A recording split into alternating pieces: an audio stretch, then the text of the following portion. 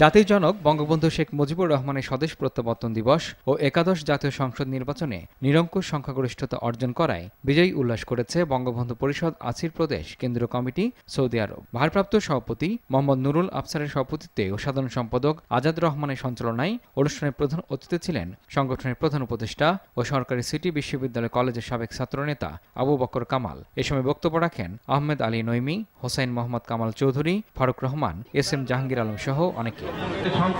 একাদশ জাতীয় সংসদ নির্বাচনে নারায়ণগঞ্জ ৫ আসনে সংসদ সদস্য নির্বাচিত হওয়ায় এ.কে.এম. সেলিম ওসমানকে সংবর্ধনা দিয়েছে সংযুক্ত আরব আমিরাত প্রবাসী নারায়ণগঞ্জবাসী। আহমেদ মাহতাব উদ্দিনের সভাপতিত্বে ও গোলাম জাকির ভূঁইয়ার সঞ্চালনায় বিশেষ অতিথি ছিলেন নারী উদ্যোক্তা নাসরিন ওসমান, মোহাম্মদ ওবায়দুল্লাহ রাজু, আবুল হোসেন, হাবিবুর রহমান বাবু, গাজী মাসুদ রানা, আমজাদ হোসেন সহ অনেকে।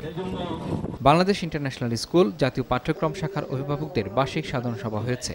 School governing board chairman Khondokar Abul Kalam আজাদের সভাপতিত্বে প্রধান অতিথি ছিলেন জেদ্দায় বাংলাদেশ কনসুলেটের consul general F M. Borhanuddin.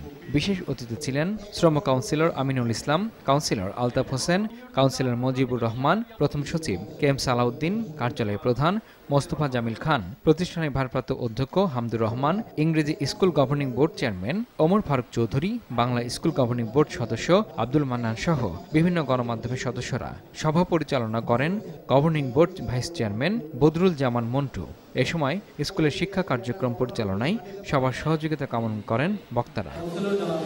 Saudi আরবের জেদ্দায় প্রবাসী বাংলা ফুটবল ক্লাবের উদ্বোধনী অনুষ্ঠান হয়েছে। ক্লাবের সভাপতি নুরুজ্জামান শাহর সভাপতিত্বে প্রধান অতিথি ছিলেন ক্লাবের প্রধান উপদেষ্টা শামীম আহমেদ।